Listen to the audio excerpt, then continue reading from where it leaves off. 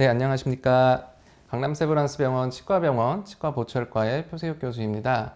제가 오늘 준비한 강의는 작은 습관으로 달라지는 치아 건강이라고 하는 주제로 강의를 준비를 해봤는데요.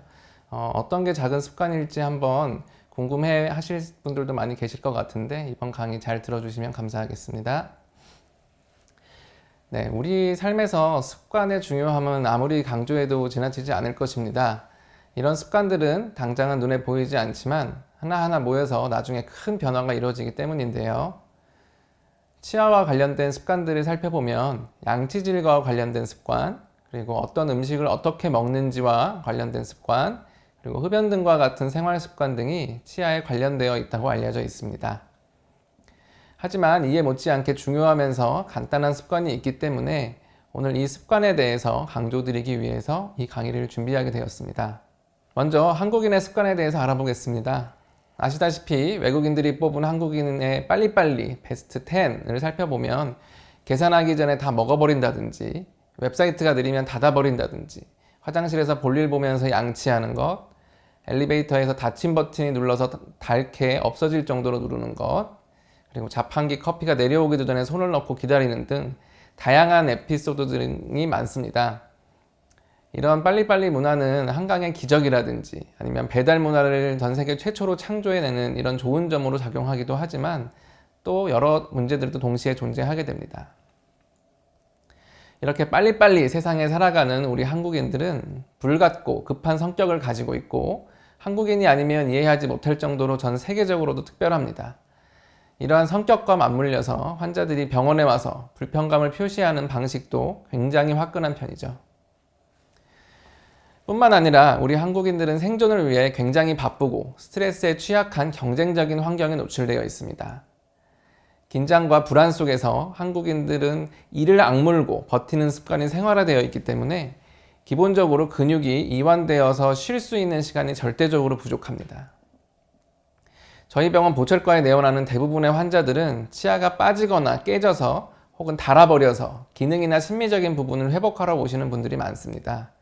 제가 그분들에게 항상 물어보는 것이 있는 치아를 악무는 습관이 있는지 아니면 평소에 가만히 릴렉스한 상태로 입을 다물고 있을 때 상하하게 치아가 맞닿고 있는지를 반드시 물어보는데요. 대부분의 치아 문제가 있는 환자들은 이가 닿아 있는 상태가 정상적인 디폴트 값으로 알고 있는 환자분들이 많은데 이것은 치아에 상당히 해로운 부분으로 작용하게 됩니다. 더군다나 우리 한국인의 식생활은 단단한 음식들 천지입니다. 환자들은 기본적으로 깍두기나 김치는 씹을 수 있는 김치까지 씹을 수 있는 틀니를 원하고 오돌뼈를 씹어서 치아가 갈라져서 흔들리는데도 안 뽑고 살리겠다고 버티는 아주 자랑스러운 K푸드 민족입니다. 정말 치아가 쉴 틈이 없고 버티는 것이 신기할 정도입니다. 해부학적인 이야기를 조금 하자면 이런 저작과 관련된 대표적인 근육은 교근, 축두근, 내측 및 외측 익돌근이 있습니다. 내측 익돌근은 입을 다무는데 외측 익돌근은 입을 벌리는 데 작용하고 교근과 축두근은 다물어진 입을 더 강하게 다물어서 음식을 씹는 데 주로 사용됩니다. 따라서 우리가 K저작근이라고 불리는 것들을 공부하면서 관심 있게 볼 영역은 바로 이 교근이 되겠습니다. 이 교근은 Powerful Chewing Muscle로서 해부학적으로 표면층 교근과 깊은층 교근으로 나뉘고 광대뼈로부터 시작해서 하악각과 하악지 측면으로 이어집니다. 저작운동과 관련해서 TMJ, 턱관절을 안정화시켜주는 역할도 하고 있습니다. 우리 몸에서 일반적으로 저작계통의 근육들이 담당하는 주요 기능은 저작과 연하, 그리고 발음입니다. 대부분의 정상 기능들은 치아, 턱관절, 근육, 인대 등에 의한 생리적인 범위 내에서 발생하게 됩니다. 저작과 연하의 주요 시간을 살펴보면 매 끼니당 저작에 관여된 시간은 450초, 약 7분 30초 정도이며 하루에 4끼를 먹는다고 해도 30분 정도 소요가 됩니다. 저작 시에 치아가 맞닿는 시간을 0.3초로 가정했을 때 저작으로 치아가 맞닿는 시간은 하루에 9분 정도가 되는 것이죠. 연하는 식사 시간과 식사 이외의 시간에 지속적으로 일어나게 되는데 저작보다 연하 기능 시에 치아가 약하게 닿기 때문에 치아가 맞닿는 시간을 다 합해도 18분 이내 정도이며 저작과 연하를 합해서 계산을 해도 치아가 맞닿는 시간은 하루 24시간 중에 30분이 채 안 되게 됩니다. 나머지 시간들은 치아가 맞닿지 않는 것이 정상인 상태인 것이죠. 저작이라고 하는 행위는 저작 근육을 통한 하악의 운동을 유발하는데, 이때 치아에 의한 교합 상태가 안정적이어야만 하악 운동을 유발하는 근육의 힘을 제대로 지지하고 저항할 수 있게 됩니다. 만일에 불안정한 교합 상태가 지속이 된다면 근육이나 턱관절의 통증 및 손상, 퇴행성 변화 등으로 이어질 수가 있게 됩니다. 비기능 운동이라는 것은 앞에서 말씀드렸던 저작이나 연하, 발음을 제외한 정상적이지 않은 이상 기능을 말합니다. 이갈이나 이 악물기, 손톱 물기, 연필 물어뜯기 등 이와 같은 비기능 운동은 장기간에 걸쳐서 일어나게 되므로 근육 수축과 근육 활동 항진이 증가해서 나타나게 됩니다. 또한 과도한 교합 압력과 장기간의 치아 접촉이 발생하며 정상적인 씹는 주기와 일치하지 않습니다. 장기간에 걸쳐 일어나는 이 비기능 운동은 치아의 과도한 마모, 치주인대 공간 확장 및 치아의 동요나 이동성 파절 등과 같은 것을 초래할 수가 있게 됩니다. 제가 임상에서 마주하는 환자들의 대부분은 이 악물기에 대한 정의를 설명함과 동시에 본인이 이 악물기 습관이 있다는 것을 인지하는 경우가 많으며, 결과적으로 하악의 레스트 포지션, 가장 편안한 상태죠. 이 부분에 대해서 설명이나 교육을 받아본 적이 없다고 얘기하였습니다. 현대사회가 복잡해지고 불안이나 긴장도가 높아질수록 이 부분에 대해서 치과 의사들이 환자 교육하는 것들이 좀 필요하다고 생각합니다.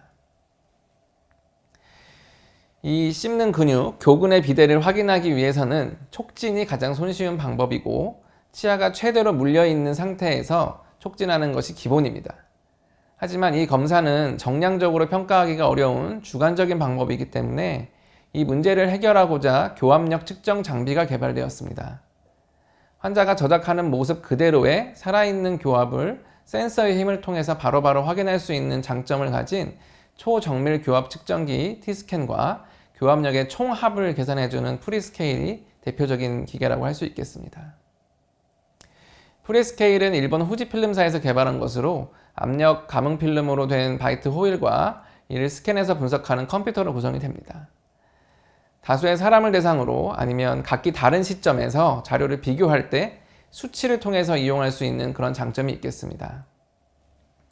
반면에 T스캔은 1987년 보스턴의 텍스캔사에서 개발된 장비로 전도체인 잉크가 필름에 인쇄되어서 점들로 구성된 센서로부터 각 치아들의 교합 상태를 상대적으로 확인할 수 있는 교합 조종용 장비라고 보시면 되겠습니다.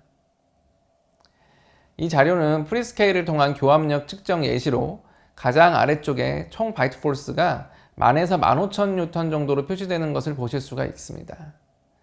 좌우측의 균형도 대략 볼 수 있게 되어 있고, 우리가 무치악 상태에서의 완전 틀리, 총의치인 경우에는 2,000뉴턴도 되지 않는 힘으로 교합력이 작아진 상태의 힘을 확인할 수가 있겠습니다.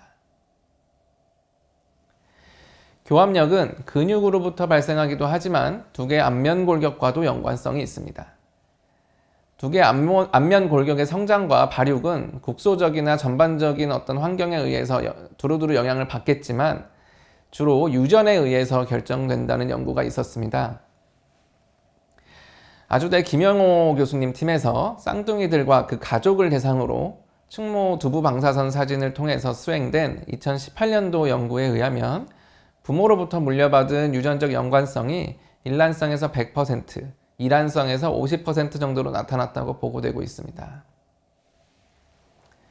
이 연구는 2018년 해외 학술지에 게재되면서 국내에서도 기사화된 적이 있고, 실제 가족끼리 서로 닮은 경우가 많은데 이것이 후천적 요인이 아닌 유전적 요인이라는 연구 결과를 보고하면서 가족 간에서 골격은 부모로부터 물려받고 살은 어떤 동일한 식습관과 같은 후천적 요인에 의해서 비슷하게 닮는다라고 분석했습니다.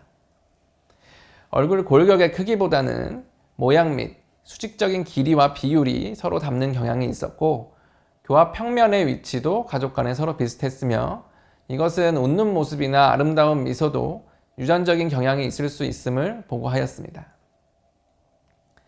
이처럼 두 개의 악안면부 골격은 유전에 의해서 상당수 결정된다고 할 수 있는데, 그렇다고 하더라도 골격에 붙어있는 수많은 근육들이 이 골격에 생리적이고 기계적인 영향을 계속적으로 주기 때문에 이 골격은 이에 반응해서 후천적으로 변화를 보이게 됩니다. 특히 저작근의 수축에 의해서 발생하는 교합력은 치아를 통해서 두 개 앞면 골격 전반적으로 분산이 되고 압력에 가장 저항하기 좋은 방향으로 골 소주들이 배열하면서 그런 응력 궤적들을 만들게 되는 것이죠. 또한 골격은 근육의 영향을 받아서 상호 보완적인 골 침착과 흡수 과정을 통해서 성장하게 되므로 힘의 방향과 크기가 변하게 되면 골 소주의 그 방향과 형태가 바뀌게 되고 또한 골 침착과 흡수 과정도 변하게 되면서 어떤 골격의 외형까지 가져오는 골격의 외형의 변형까지 가지고 오는 그런 원리가 되겠습니다. 그동안 두 개 앞면 골격과 저작근의 관계를 규명하기 위한 다양한 연구들이 있었고 저작근을 운동시킨 결과 교합면의 경사도가 줄어든다든지 아니면 하악 평면각이 줄어들고 후앞면 높이와 전앞면 높이 사이의 관계에 큰 변화가 있었다라고 얘기를 하는 연구들이 있었고요. 특히 하악의 평면각 그리고 하악각 이런 것들이 크고 전앞면 높이가 높은 것으로 특징이 지어지는 그런 얼굴을 가진 긴 얼굴을 가진 사람들은 교합력이 좀 적은 편이고 하악 평면각과 하악각이 작고 전완면 높이가 낮은 사람들에 있어서는 교합력이 크다는 사실을 알아냈습니다. 그리고 프로핏과 같은 사람들이 연구한 결과에 따르면 정상적인 앞면 높이를 가진 사람들과 앞면 높이가 높은 사람들 간의 교합력 차이를 비교한 연구에서 이러한 사실을 확인을 했는데요. 또한 과계교합을 보이는 사람들은 계교합을 보이는 사람들보다 교합력이 크다고 하였습니다. 또 다른 연구에서는 하악각과 하악평면각의 변화로 인한 교합력의 차이를 설명하고자 했습니다. 하악골을 하악 둘을 받침점으로 하는 지렛대로 가정해서 하악각과 하악평면각이 커질수록 교합점 자체가 멀어지게 되니까 어떤 근육의 기계적인 장점이 떨어지게 돼서 근육이 같은 힘을 발휘해도 교합 시에 나타나는 힘이 적어지게 된다 이렇게 설명했습니다. 그래서 프로핏 등은 교합력이 적을 경우에 구치부에서 치아의 과도한 맹추를 보이게 되고 이에 따라 하악이 후방으로 회전 성장하게 되면서 하악 평면각이 증가를 보이게 된다 이렇게 설명했습니다. 이상과 같이 두 개 앞면 골격의 형태는 어떤 유전적인 소인에 의해서 결정되는 부분이 많지만 환경적 요인이나 교합력에 의해서도 영향을 받게 되고 특히 하 앞면 골격에 있어서 교합력의 영향을 가장 많이 받는 것으로 추정할 수가 있겠습니다. 교합력과 두 개 앞면 골격에 관한 연구에서 다음과 같은 결론을 내린 연구가 있었습니다. 최대 교합력은 제1대구치에서 59.61kg, 구치에서는 45.38kg, 중절치에서는 17.1kg 정도 나타났다. 그리고 최대 교합력이 큰 사람들은 하악각과 하악평면각, 교합평면과 하악평면 사이각, 그리고 구개평면과 하악평면 사이각이 작고 후앞면 높이나 하악지 길이, 하악골체 길이, 그리고 앞면 길이 자체가 길어서 짧은 얼굴증 안모 형태의 경향을 보였고 반면 최대 교합력이 적은 사람은 긴 얼굴증 안모 형태의 경향을 나타냈다. 이렇게 결론을 내렸습니다. 결론적으로 최대 교합력은 두 개 앞면 형태 그리고 특히 하앞면부 형태 결정에 있어서 어느 정도 영향을 미치는 것으로 추정한다 이렇게 결론을 내렸습니다. 다시 한번 정리하면 교합력이라는 것은 저작근의 수축에 의해서 발생하는 장력이 대합치 사이 또는 대합치 사이에 존재하는 물질을 매개로 해서 대합치에 가해지는 힘 자체를 말합니다.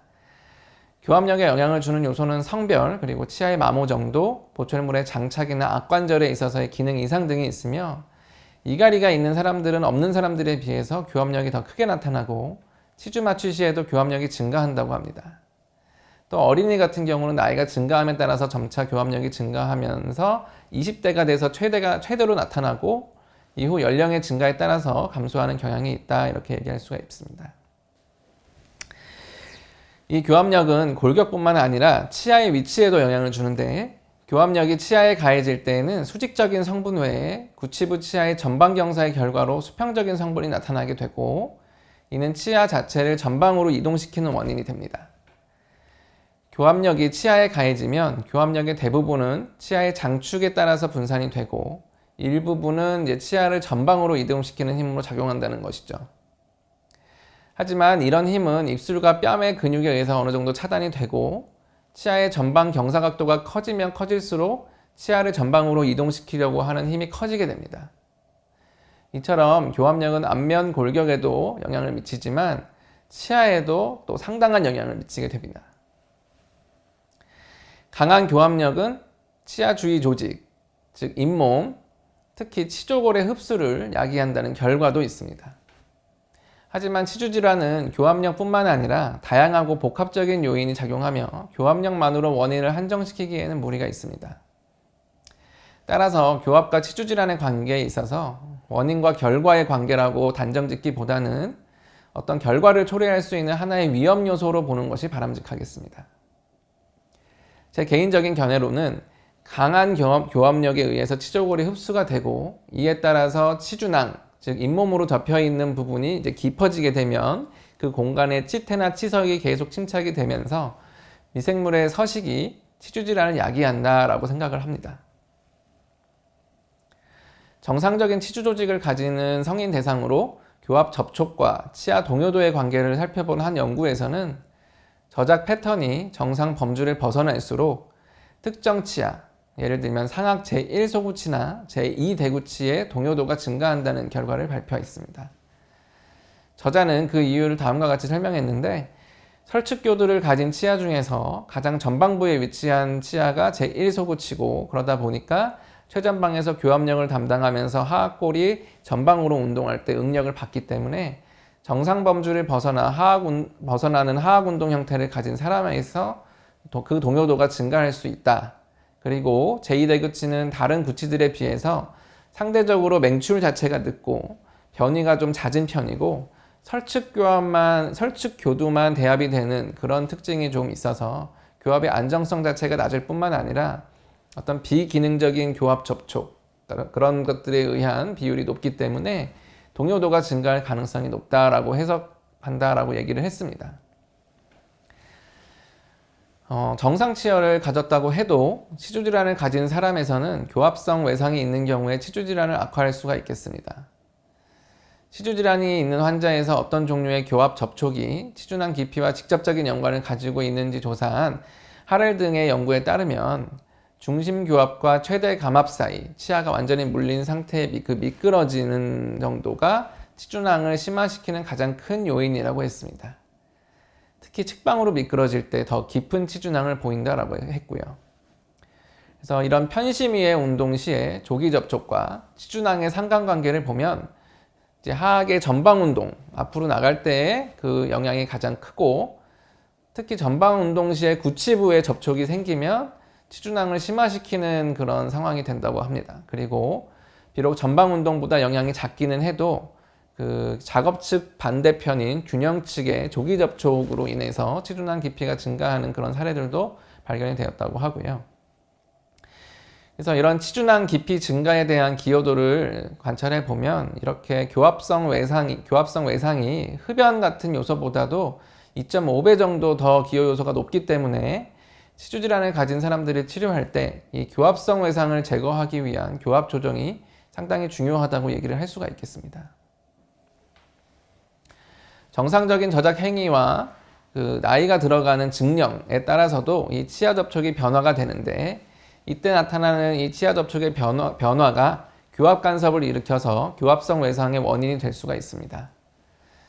이 노화로 인해서 교모가 진행이 되면서 정상 치열의 교합은 점진적으로 군기능 교합이 될 가능성이 높고 그 영향은 상악 제2대구치에서 가장 크게 영향을 미치게 됩니다. 왜냐하면 턱관절이 하악 과두를 받침점으로 한 지렛대에서 가장 가까운 작용점이 제2대구치이기 때문에 하악의 운동 범위가 제일 짧아서 치아 중심부를 위주로 교모가 되기 때문에 협측교두가 상대적으로 높아지고 교합성 외상을 받게 되는 것이죠.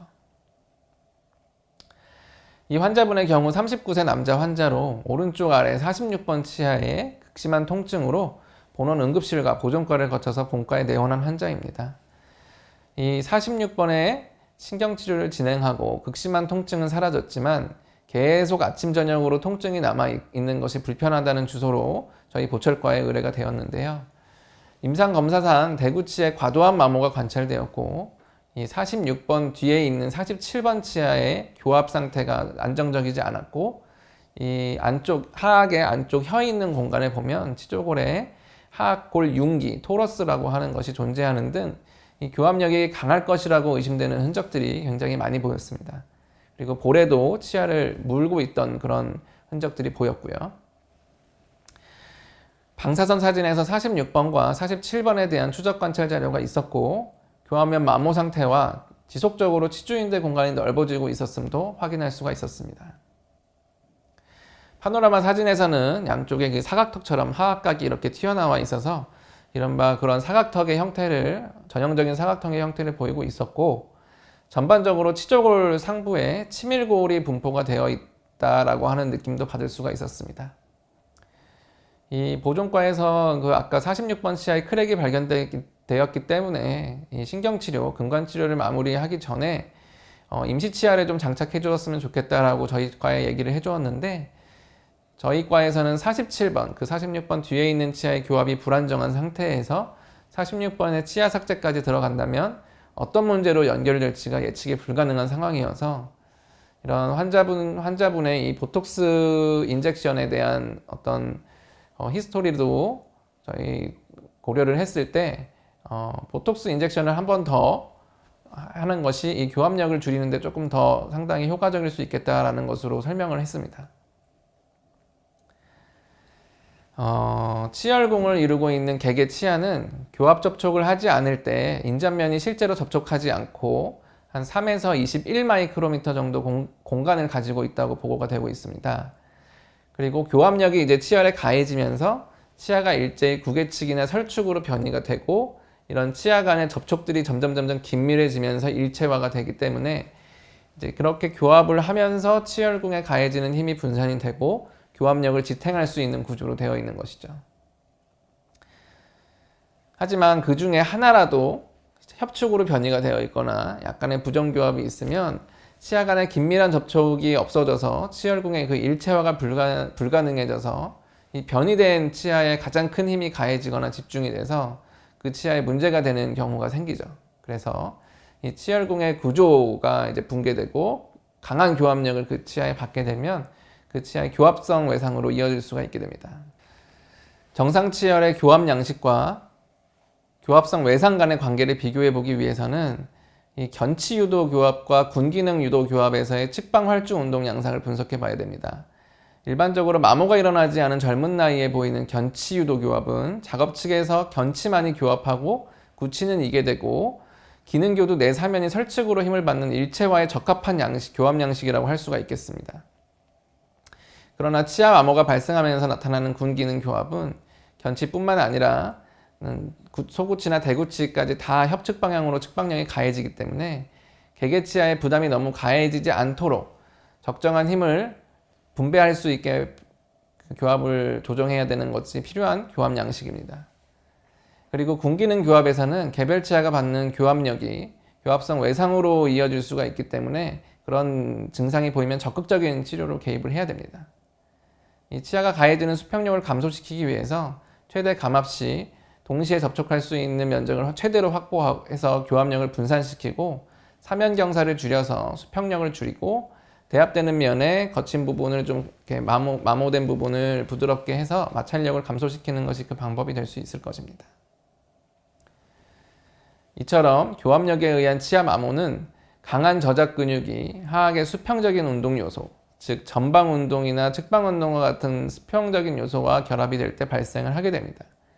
물론 기계적인 원인 이외에도 산성 물질 등의 화학적 원인에 의한 치아 부식이나 어떤 잘못된 칫솔질 방법이나 어떤 습관적인 이물질 씹기 이런 것들도 치아의 마모를 때때로 발생시키는 원인이 되기도 합니다. 과학적으로 밝혀진 사실은 아니지만 제 임상적 경험을 토대로 추측해 본 전반적인 치아 마모의 순서입니다.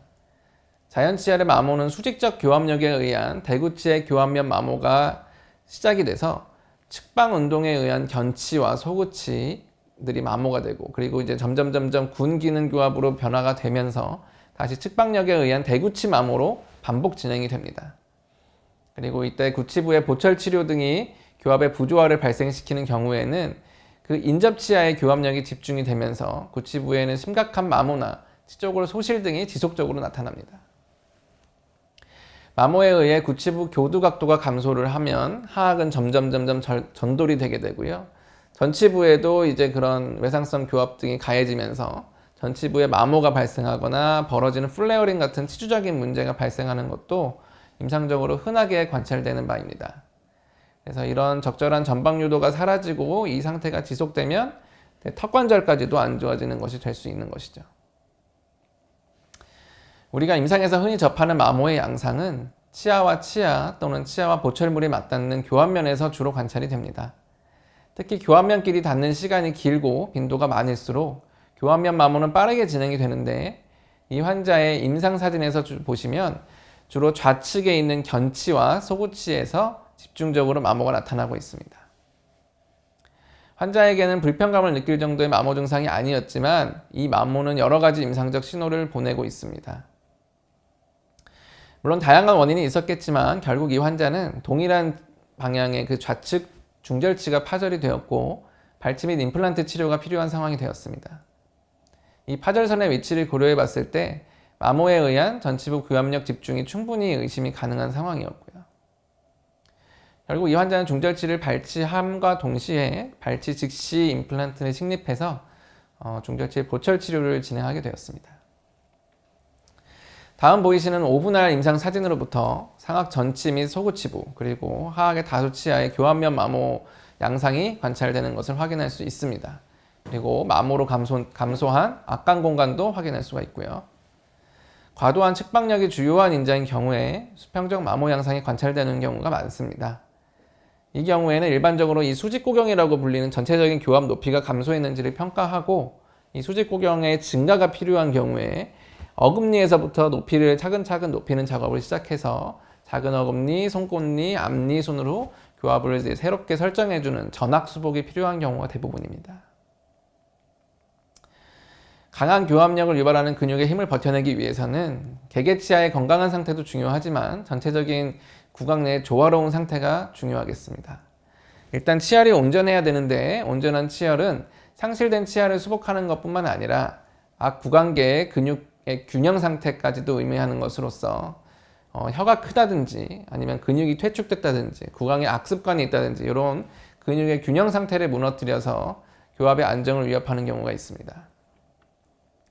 교합 관계가 안정적이려면 방금 말씀드렸듯이 상호 보호 교합, 그러니까 견치 유도 교합이라고 아까 말씀드렸던 이 전치가 약하게 교합되고 구치가 주로 교합이 되면서 측방 운동이나 전방 운동을 할 때 이 견치나 이제 소구치 이런 것들이 유도를 해주는 이런 교합 양식들이 중요하다고 얘기를 할 수 있겠고요.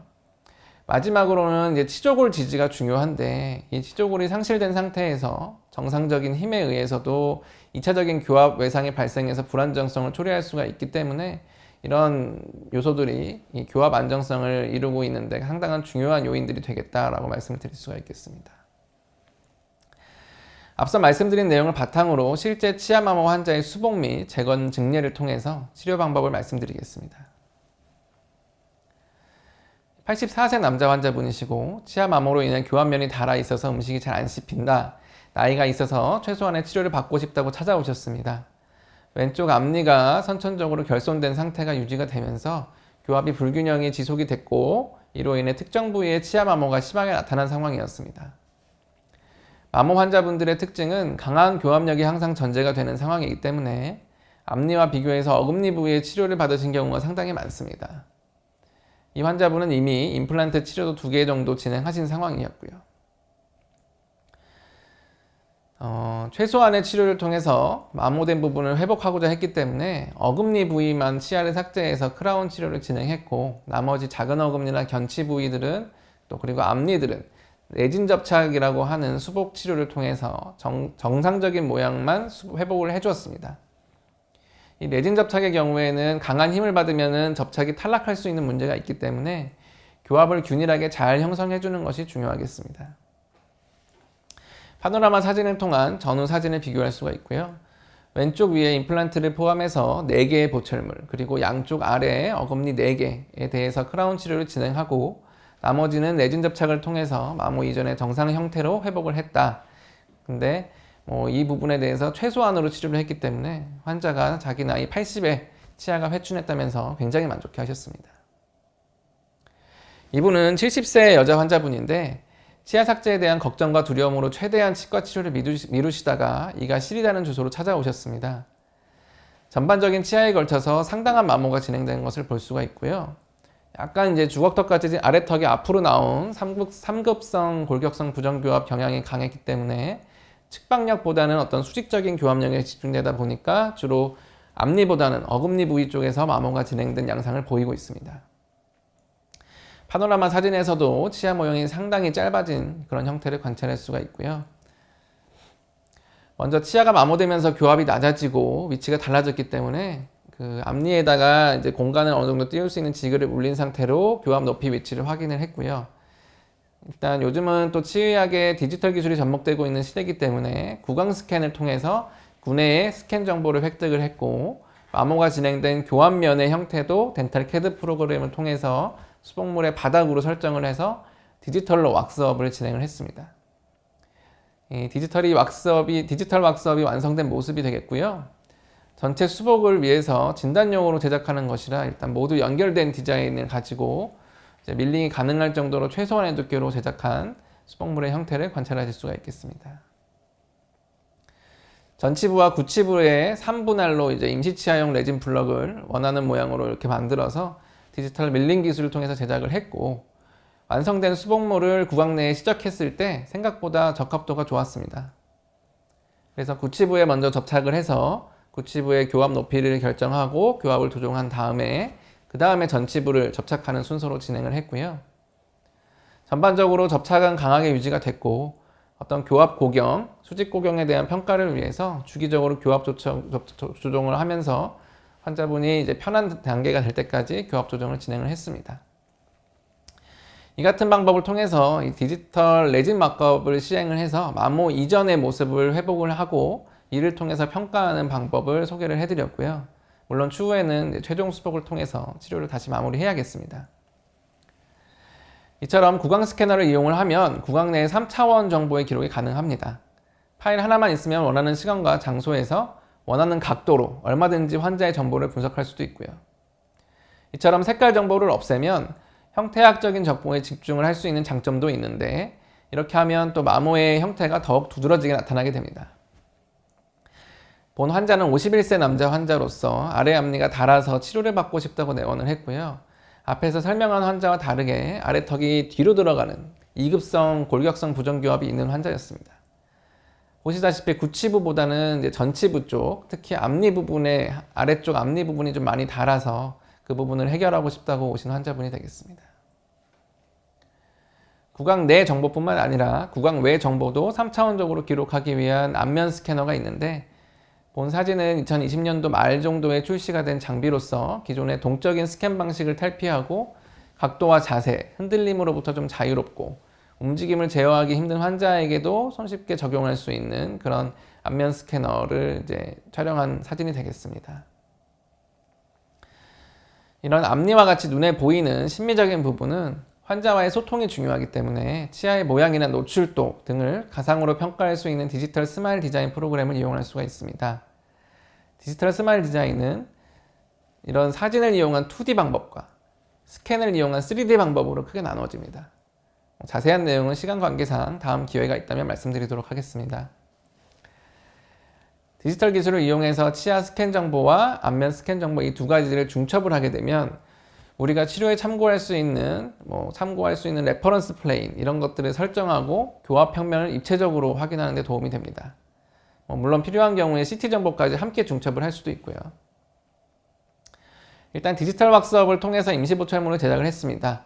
디지털 기술은 데이터 복제 측면에 굉장한 강력한 장점이 있기 때문에 임시 보철물을 이제 최종 보철물로 전환하는 것에 있어서 굉장한 유리한 부분이 있습니다. 그래서 구강 스캐너의 사전 프랩 기능을 활용하면 임시 치아 모형을 통해서 안정적으로 이 바이트를 유지한 상태로 지대치 모형만 크로스 마운팅을 해서 최종 보철물로 넘어갈 수 있는 그런 장점이 있게 되는 것이죠. 디지털을 이용한 임시 보철물을 구강 내에 시적하면 생각보다 문제없이 깔끔하게 시적이 됩니다. 이 환자의 경우는 이제 상악 제2대구치 같은 경우는 마모가 심하지 않아서 수복을 진행하지 않았는데 그만큼 이제 교합 높이를 최소로 증가해서 수복을 했다고 할 수가 있겠고요. 임시 치아를 바탕으로 그대로 복제를 해서 최종 보철물을 장착한 모습입니다. 기능과 심미적인 부분 모두가 만족스럽게 치료가 된 것을 확인할 수가 있었습니다. 환자는 마모 이전으로 회복한 치아 형태에 비교적 만족했고 회복된 교합 높이 자체도 불편감이 없이 생활하고 있습니다. 환자분 얼굴 형태에서 볼 수 있다시피 양쪽 교근이 굉장히 발달하신 상태고 지속적인 교합력 관리를 위해서 보톡스 주사와 교합 조정을 시행할 예정입니다.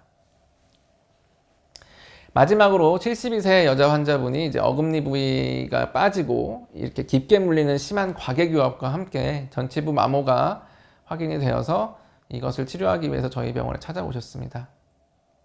오른쪽 위에 송곳니랑 어금니 부위에 통증이 있다는 주소로 저희 병원에 보정과에 의뢰되셨다가 심한 마모가 확인되고 구치부의 결손이 확인이 돼서 보철과로 다시 의뢰가 되는 환자분이셨습니다. 다음 진단 모형에서처럼 그 수복 공간 자체가 상당히 부족하였기 때문에 최소 수직 구경 거상을 통해서 전악 수복을 해야 된다라고 생각을 해서 그렇게 최소한의 수직 구경을 확보하는 데 중점을 뒀습니다. 이 환자분은 구강 건조증도 심하신 상태였습니다. 그래서 13번 우측 송곳니 같은 경우에는 2차 후식이 심한 상태였지만 일단 경과 관찰을 하기로 했고 치료 이후에 갑자기 부러진 15번 소구치 치아와 많이 흔들리는 왼쪽 24번 치아는 발치가 필요하다고 판단이 되어서 제가 이제 처음 만났을 때는 그 부분들을 발치를 하시고 저한테 찾아오셨습니다. 근데 이렇게 이제 심한 과계교합의 양상을 가지고 있는 환자분인데다가 좌우측이 엇갈리게 결손된 구치부로 인해서 이 어금니 쪽에 후방 지지가 부족했고 이에 반해서 사진에 보시면은 이 사각턱처럼 양쪽 저작근이 굉장히 발달한 소견을 보이고 있었습니다. 그래서 이 때문에 전치부의 마모가 상당히 진행된 것 같고 이 구강건조증을 잘 관리하면서 치료를 해야 되는 좀 어려운 상황이었습니다. 그래서 최종 보철물로 이렇게 치료를 했을 때 최소한으로 수직 구경을 올려서 전체적으로 전악 수복을 한 케이스에 대해서 환자분은 상당히 만족해 하셨고 더욱 밝은 미소를 되찾을 수 있었다 이렇게 말씀을 하셨습니다. 최종 보철물 장착 후의 방사선 사진이 되겠고요. 임시 보철물의 제작이 최종 보철물로 이어져서 조화로운 교합 평면과 안정적인 턱관절의 움직임까지 확인할 수가 있었습니다. 저는 심한 마모 환자분들에 있어서 보톨리늄 인젝션, 보톡스를 거의 다 추천드리는 편입니다. 그리고 턱관절과 근육, 이 치아 모두 상관관계가 있기 때문에 이 어느 한 개라도 근육의 턱관절의 치아의 균형이 깨지게 되면 이 한쪽으로 힘이 집중이 되면서 모든 것이 무너지게 되는 것이죠. 이 마모 증례에는 교합력 요소가 굉장히 강하게 작용하기 때문에 교합력을 적절히 관리하는 것이 유지관리 측면에 있어서 상당히 중요합니다.